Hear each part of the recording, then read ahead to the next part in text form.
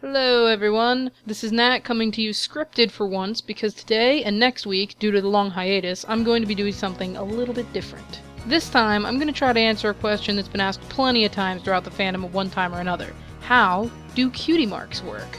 Now, this is a big topic, so if there's anything that I missed, which there probably will be, I might revisit this topic after Season 5 is over when we have more information.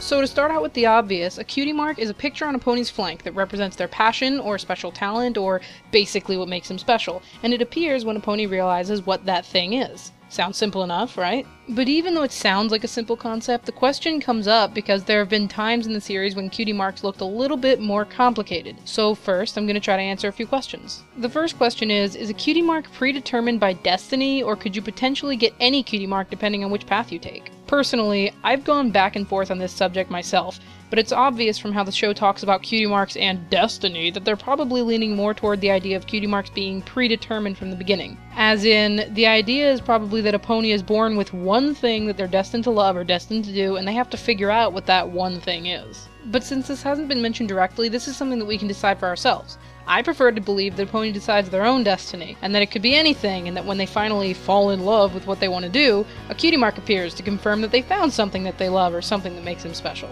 Question number 2, why do some creatures not have cutie marks, or why are ponies the only known species to have cutie marks? And this also ties into a third question, what makes cutie marks appear in the first place? Overall, and this is confirmed from the episode Twilight's Kingdom, I can answer both questions with one statement. Cutie marks are magic, and it's probably a type of magic that only ponies possess. We already know that cutie marks are magical. Of course, ponies who aren't unicorns seem like they're not magical beings, right? But that's not a correct assumption because of primarily one episode. In Twilight's Kingdom, Tyrek was stealing ponies' magic, and he stole magic from not just unicorns, but Pegasi and even Earth ponies as well. You can't steal something that isn't there, so it obviously confirms the fact that ponies are magical beings in some way, and that each pony, regardless of race, has magic inside of them somehow.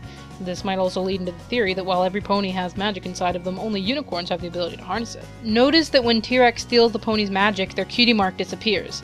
This is because cutie marks themselves are a part of this pony magic, and it would easily explain why other creatures, magical or not, don't have cutie marks, because cutie marks are a part of, specifically, pony magic. This might bring up one question though. What about Zecora? She's a zebra, she's horse-like. Does she also have pony magic?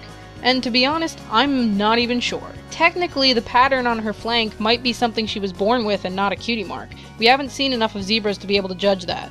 Although, Twilight states briefly in Bridal Gossip, she's not a pony, she's a zebra, possibly meaning that even in the MLP world, zebras aren't exactly just another type of pony. This doesn't necessarily mean that zebras don't have some kind of magic inside of them, like plenty creatures in MLP seem to, but it does mean that it's possible that she doesn't have the same kind of magic as ponies do, and that the shape on her flank might not be a cutie mark at all. This is the same with Saddle Arabians. They're either magicless or simply have a different kind of magic inside of them than normal ponies. If Zecora's flank pattern is a cutie mark, which is what I had been leaning toward until writing this script, then it's possible that zebras simply have a very similar magic to ponies, point blank. Maybe they've had sort of special ties with ponies in the past, or maybe they were the original cutie mark holders thousands of years ago, and they blessed ponies with the ability to have cutie marks back in the beginning of time, possibly to help with decisiveness in one's destiny.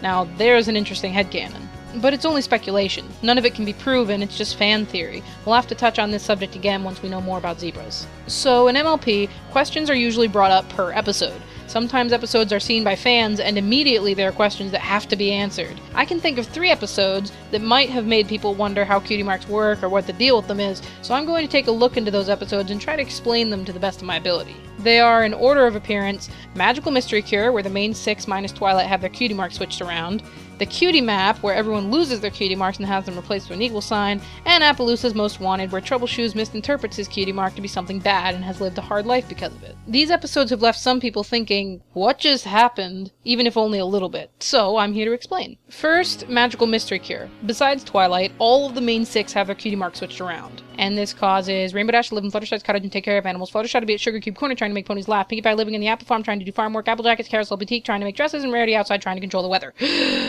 This video begs quite a few questions, but I'm going to skip questions that are episode related and just go straight to the questions that are cutie mark related. One question this episode might create is, does this mean your cutie mark pins you to a certain path that you're destined to pursue, regardless of whether or not you want to? And the answer to that is, no, of course not.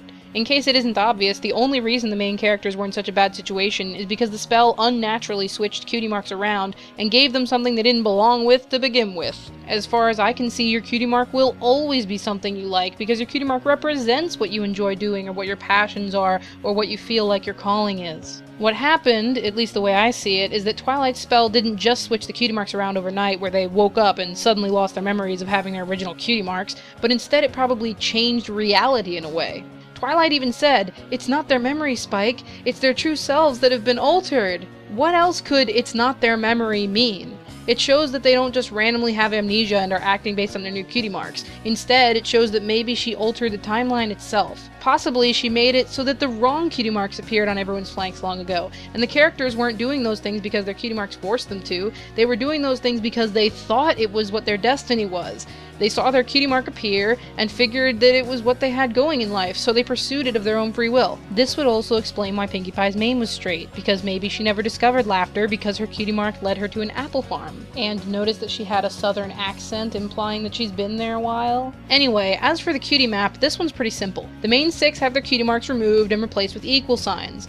Now, here it makes you wonder if losing your Cutie Mark makes you lose your talent or passion along with it, but according to the episode, it wasn't the fact that their Cutie Marks were gone, but it was the equal sign that their Cutie Marks were replaced with that was draining them and making them lose who they were. I think if their Cutie Marks were just removed and not replaced with equal signs, they wouldn't exactly have such dramatic adverse effects. Now, the Cutie unmarking process. If I had to think of how it works, I'd have to say, remember earlier when I mentioned that Cutie Marks are part of a pony's magic? I think Starlight Glimmer found a way to remove that magic that makes up the Cutie Mark.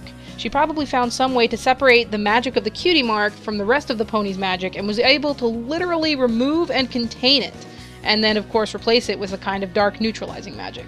Kind of like when we mess with genetics, maybe removing certain genes that give animals certain physical traits, but instead she's literally keeping what is removed and putting it on display. Which, with the example of real-life biology, can sound very disturbing. As for Appleloosa's Most Wanted, this one was a little confusing. The big question here is, if Troubleshoes didn't know he was supposed to be a clown until the CMC showed him, then why wasn't he a blank flank until he realized his destiny was a rodeo clown? Why did his Cutie Mark appear when he was only halfway through the process of realizing what he was meant to do? Well, first, let's think about this. Troubleshoes thought, like many people who watch the show, that Cutie Marks determine what your life is about, point blank, but what he's missing is that a Cutie Mark would never force someone to do whatever it is that it represents. The Cutie Mark shows up when you've already made up your mind that you've found what you love, and it's that very moment when your Cutie Mark appears. That moment when you think, this is definitely my calling, a Cutie Mark appears and confirms it. So, to answer the question, he didn't receive his Cutie Mark before his time. A Cutie Mark appears when you realize for sure what your calling is. And that's what happened to Troubleshoes. He knew he loved the rodeo, but it was that very moment while twirling that rope that he finally thought, I am completely decided. There is no other place I'd ever like to be. The rodeo is my passion and my home. And just then, his Cutie Mark appears. And you know what? Maybe in that case it doesn't mean he's a clown. After all, an upside-down horseshoe being bad luck or not, it is just a horseshoe, and it could simply represent the rodeo. His Cutie Mark probably doesn't mean that he's a rodeo clown, but instead it just means that being in or around the rodeo is his #1 passion and his calling. However he chooses to be in the rodeo is his choice, a clown or however, and being that he's a klutz, a clown is just the best choice. I don't think he cared how he would be in the rodeo. He just wanted to be involved, and that was more than enough for him. So for now, that's all I have for Cutie Marks. If you have any more questions on Cutie Marks, go ahead and ask, because as I said, I might be doing a follow-up video after Season 5, and I need all the help I can get. Thanks for watching, guys. Let's hope I at least clarified something.